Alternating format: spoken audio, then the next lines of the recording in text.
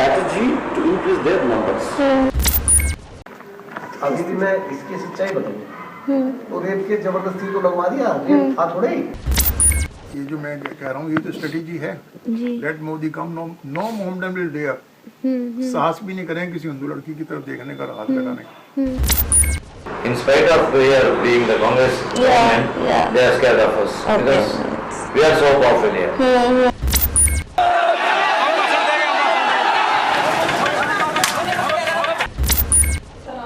तुम कोर्ट से बाहर आने के समय हमारा कार्यकर्ता हो, तुम्हारा और लड़का का फिनिश करेंगे। मुसलमानों के साथ गई थी हिंदू लड़की, उनको इन्होंने डेवलप किया। अच्छा, उनको सॉफ्ट टारगेट किया। जो बहक गई उनका ये उन्होंने एक तो खरखौदा हुआ, एक हमारे यहाँ करा दिया। लगभग 125 लड़कियां मैं मुसलमान के चुगल से अपनी निकलवा चुका हूँ।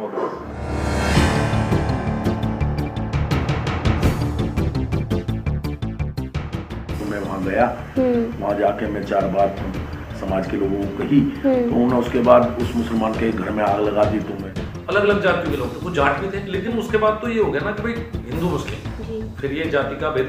उसमें हमने भी यही प्रयास किया कि लड़की को पीटते हैं, अगर लड़की नहीं मानती पिटवाते हैं लड़की को, मतलब पूरी बदतमीजी करते हैं। लेकिन देश के अंदर जो आतंकवादी बैठे हैं उनका क्या करोगे, सोचना उनके बारे में। उनके द्वारा तोड़फोड़ हो रही थी, हिंसक प्रदर्शन हो रहे थे, भारत विरोधी नारे लगाए जा रहे थे। वो जिस दिन किसी मुसलमान को मार दिया उस दिन तो जश्न मना था बस।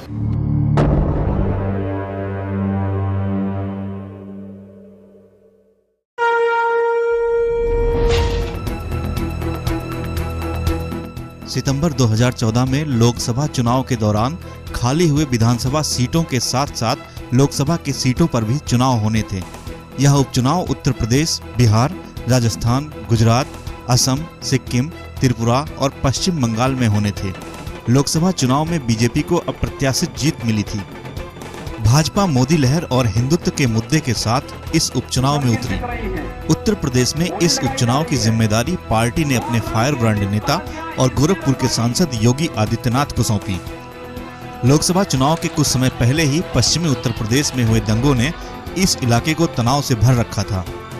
इसे संयोग ही कहिए या कुछ और ही, ठीक इसी समय इस इलाके में लव-जिहाद के मामले आने शुरू हो गए।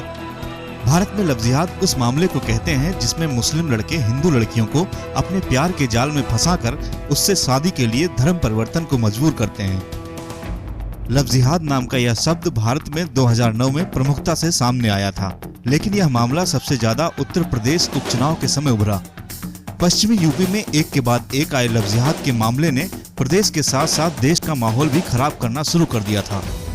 ऐसा नहीं है कि लव-जिहाद के मामले सिर्फ यूपी में ही आए। इस राज्य के साथ साथ कर्नाटक, मध्य प्रदेश, दिल्ली, झारखंड, केरल, असम और पश्चिम बंगाल जैसे राज्यों से लव-जिहाद के नए नए मामले सामने आने लगे। पूरे उपचुनाव के दौरान भाजपा के साथ साथ संघ से जुड़े संगठनों ने भी इस मामले को खूब उछाला।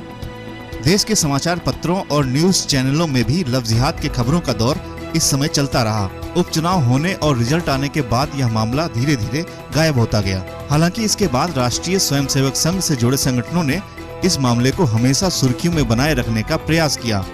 हाल ही में आरएसएस से जुड़े एक संगठन विश्व हिंदू परिषद ने करीना कपूर और सैफ अली खान की शादी को भी लव-जिहाद का मामला बताया। कोबरा पोस्ट और गुलेल ने अपनी इस साजी छानबीन में लव-जिहाद के इन मामलों की सच्चाई को जानने के लिए दिल्ली, उत्तर प्रदेश, केरल और कर्नाटका का दौरा किया। 1 साल से ज्यादा चले इस लंबे तहकीकात में हमारी टीम इन राज्यों के दिल्ली, मेरठ, मुजफ्फरनगर, मैंगलोर, कासरगोड और एर्नाकुलम में अपनी जांच शुरू की। हमने अपनी इस तहकीकात में लव-जिहाद के 2 मुख्य बिंदुओं पर अपना ध्यान केंद्रित किया। पहला लव-जिहाद की सच्चाई और दूसरा लव-जिहाद के मामलों की असलियत। आइए हम आपको ले चलते हैं सबसे पहले लव-जिहाद की सच्चाई के इस खोजी छानबीन में। गुलेल रिपोर्टर साजिया निगार ने लव-जिहाद की सच्चाई जानने के लिए उन नेताओं से संपर्क साधा जो इस मुद्दे को जोर शोर से उठाने के लिए जाने जाते हैं। हमने इस खोजी छानबीन में भाजपा, विश्व हिंदू परिषद और आरएसएस के नेताओं से मुलाकात की। ये नेता हैं श्री कृष्ण सेना के संस्थापक शिव कुमार, भाजपा विधायक सुरेश राणा, भाजपा सांसद हुकुम सिंह, भाजपा सांसद और मंत्री संजीव कुमार बलियान, भाजपा विधायक संगीत सोम, भाजपा नेता संजय अग्रवाल, भाजपा नेता उमेश मलिक, आरएसएस नेता ओमकार सिंह, बीएचपी नेता ललित माहेश्वरी, बीएचपी नेता राधेश्याम, बीएचपी नेता जगदीश सेनवा, श्रीकर प्रभु, आरएसएस नेता हरि शिव प्रसाद, रवीश तांत्री और भाजपा एमएलसी कैप्टन गणेश कार्णिक। हमारे खुफिया कैमरे पर इन नेताओं ने स्वीकारा कि ये लव जिहाद की शिकार लड़की को वापस लेकर आते हैं। अपने पब्लिक फिगर का ये गलत इस्तेमाल कर उसका उपयोग पुलिस और प्रशासन पर दबाव बनाने के लिए करते हैं। मुस्लिम लड़कों पर ये अपहरण से लेकर रेप तक का फर्जी केस भी दर्ज करवाते हैं। लव जिहाद के खिलाफ लड़ने वाले ये सारे के सारे नेताओं ने हमें एक भी ऐसे मामले के बारे में नहीं बताया जिसमें लड़की अपनी मर्जी से वापस आई हो। ये वकीलों से मिलकर फर्जी कागजात भी तैयार करवाते हैं। लड़की मुस्लिम लड़के के खिलाफ इमोशनल ब्लैकमेल से बयान देने के लिए मान जाए तो ठीक, नहीं तो ये उसके साथ मारपीट भी करते हैं।